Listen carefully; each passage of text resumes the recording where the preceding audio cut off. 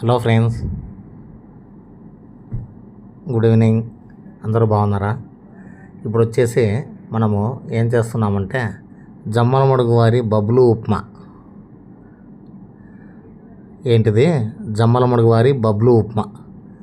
జమ్మలమడుగు వారి బబ్లు ఉప్మా అని ఎందుకంటున్నామంటే ఇది వచ్చేసి 1903 సంవత్సరంలో కడప జిల్లా జమ్మలమడుగు తాలూకాలోని పెద్దముడియంలో ఉన్న చిన్న సుబ్బరాయుడు వాళ్ళ ధర్మపత్ని పెద్దరామ సుబ్బమ్మ అని చెప్పేసి ఆవిడ తయారు చేశారనమాట.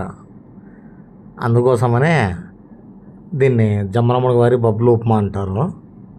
దీనికి వచ్చేసి మనము ఒక 2 టమోటాలు సన్నగా కట్ చేసుకోవాలా. ఆ తర్వాత ఒక పెద్ద ఎర్రగడ్డ కట్ చేసుకొని ఒక పెన్నంలో ఆయిల్ వేసేసి, అదిగోండి ఒక పెన్నంలో ఆయిల్ వేసి ఆయిల్ అంతా బాగా కాగిన తర్వాత, మీకు కాగిందని ఎట్లా తెలుస్తుందంటే ఇప్పుడు ఆయిల్ కాగేటప్పుడు పైన మీకు పొగ కనిపిస్తుంటుంది. అట్లా లేదంటే కన్నా ఒక 2 చుక్కలు నీళ్లు చల్లితే కన్నా చిటపట అంటే ఆయిల్ కాగినట్టు, లేదంటే కన్నా ఆయిల్ కాగదనమాట. అట్లా చిటపట అనకపోతే ఆయిల్ కాగలేదు అన్నట్లు మీకు అర్థమవుతుంది. చేయి పెట్టినా కానీ చెయ్యి అంటే నూనెలో పెట్టొద్దండి, పైన చేయి పెడితే హీటు తగులుతుంది అనమాట. హీటు తగిలినప్పుడు మీకు హీటు తగిలితే అది ఆయిల్ కాగిందని అర్థం దానికి. ఇదిగోండి ఆయిల్ కాగింది. కాగినాక ఫస్ట్ తిరువాత గింజలు వేసుకొని, తిరువాత గింజలు అంటే శనగబేళ్ళు, మినపబేళ్ళు, జీలకర్ర, ఆవాలు కలిపి ఉంటాయి కదా, అవి తిరువాత గింజలు వేగిన తర్వాత ఉల్లిగడ్డలు, టమోటాలు కట్ చేసుకునేవి వేసేసి బాగా ఫ్రై చేయాలి. హై ఫ్లేమ్లో పెట్టుకోండి కొద్దిసేపు. ఆ తర్వాత కొద్దిసేపు ఉన్న తర్వాత కొంచెం ఫ్రై అయిన తర్వాత దాన్ని మీడియం ఫ్లేమ్లో పెట్టుకోండి.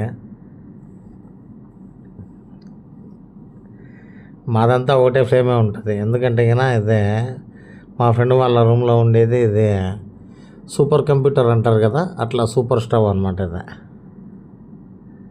బాగా వేగేటప్పుడు అవి దాంట్లోనే కొంచెం కరివేపాకులు, ఆ తర్వాత సన్నగా కట్ చేసుకునే మిర్చి,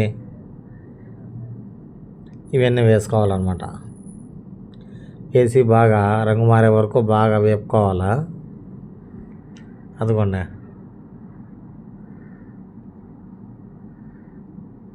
మగ్గుతున్నాయి చూడండి,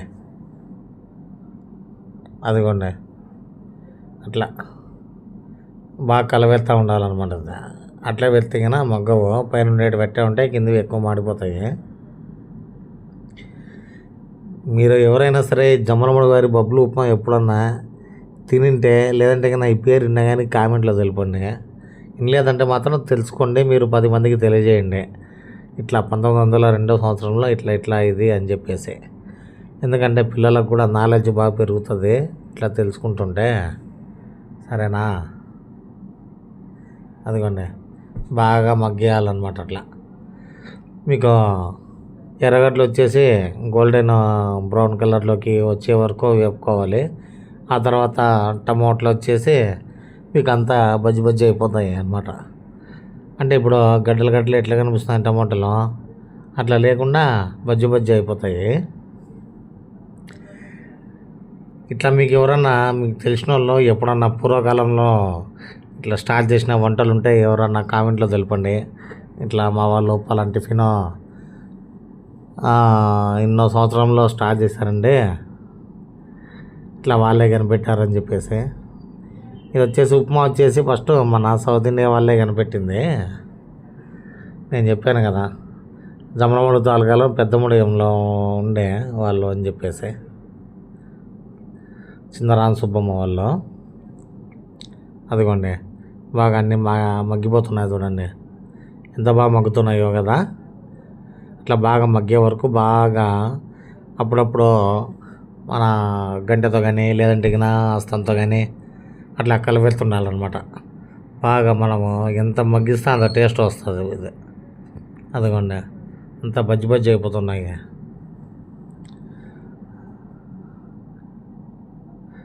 బాగా పీస్ అయిపోయే వరకు మగ్గబెట్టుకోవాలి.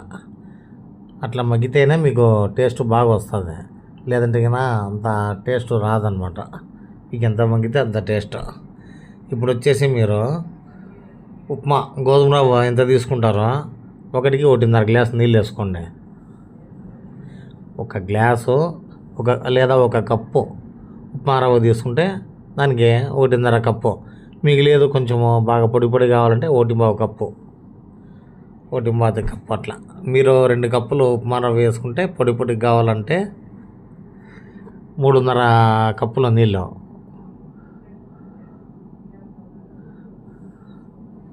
లేదు మామూలుగా మెత్తగా ఉండాలంటే కొంచెం నీళ్ళు ఎక్కువ వేసుకోండి, ఓకేనా.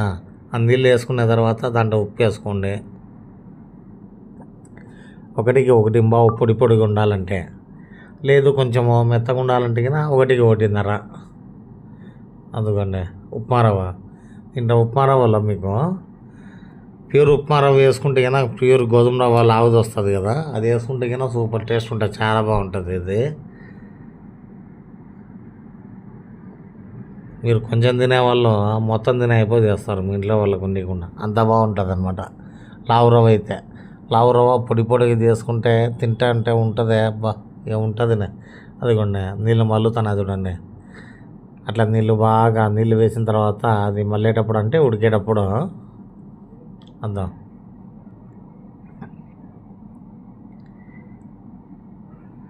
బాగా ఉడికినాక నీళ్ళు మళ్ళేటప్పుడు పొంగు వస్తుంటుంది కదా, అట్లా పొంగు వచ్చేటప్పుడు మీరు ఉప్మా రవ్వ వేసుకోవాలన్నమాట. నీళ్ళు రాకుండా మీరు నీళ్ళు పొంగకుండా ఉప్మా రవ్వ వేసుకుంటే ఏమవుతుందంటే గడ్డలు కట్టుకుంటుంది అనమాట. ఉప్మా పొడి పొడి రాదు, మీకు గడ్డలు వస్తుంది. కాబట్టి నీళ్ళు బాగా అద్దాం అట్లా మళ్ళేటప్పుడు. అదిగోండి ఎట్లా మళ్ళుతున్నాయి చూడు నీళ్ళు. ఇట్లా మళ్ళేటప్పుడు మీరు ఉప్మా రవ్వ వేసుకోవాలి. నీళ్ళు మళ్ళేటప్పుడు ఉప్మా రవ్వ వేసుకుంటే మీకు కట్టదు అనమాట, గడ్డలు రాదు, నీట్గా వస్తుంది, బాగా కలుసుకుంటుంది, బాగా ఉడుకుతుంది. ఇది అట్లా పడితే అట్లా తీసుకున్నారు. కానీ ఇది చాలా సింపుల్. మీకు మినిమము మ్యాక్సిమము ఒక 20 మినిట్స్లో తయారు చేసుకోవచ్చు అనమాట ఉప్మా. ఎందుకంటే అంత ఈజీగా అయిపోయేది ఉప్మా ఒకటే. ఆ తర్వాత మళ్ళీ దీని తర్వాత ఉగ్గాని కూడా అంత ఈజీగానే అవుతుంది.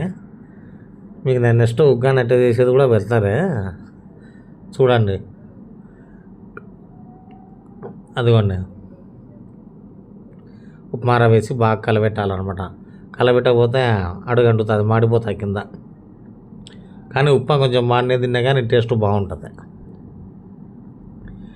దీంట్లో మీరు కార ఉప్మా కూడా చేసుకోవచ్చు, ఇప్పుడు ఇదే ఉంది కదా, దీంట్లో మీరు పసుపు వేస్తే టమాటా బాత్ అవుతుంది, పసుపు వేయకపోతే ఉప్పిండి అవుతుంది.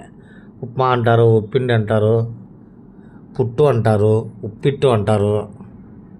అట్లా తెలుగులో అయితే ఉప్పిండి అంటారు, ఉప్మా అంటారు. కన్నడలో అయితే ఉప్పిట్టు అంటారు. అదిగోండి రెడీ అయిపోయింది. ప్లేట్లోకి సర్వ్ చేసుకుని దాంట్లోకి పుట్నాల పొడి, ఆవకాయ 2 కలుపుకొని తింటే ఉంటుంది. ఆ టేస్టే వేరు. ఏదో సినిమాలో వెంకటేష్ గారు పాట పడుతుంది, ఆ టేస్టే వేరు అని. ఓకే గైస్, బాగా తిని ఎంజాయ్ చేయండి. ఛానల్ సబ్స్క్రైబ్ చేసుకోండి, లైక్ చేయండి, షేర్ చేయండి. Okay bye.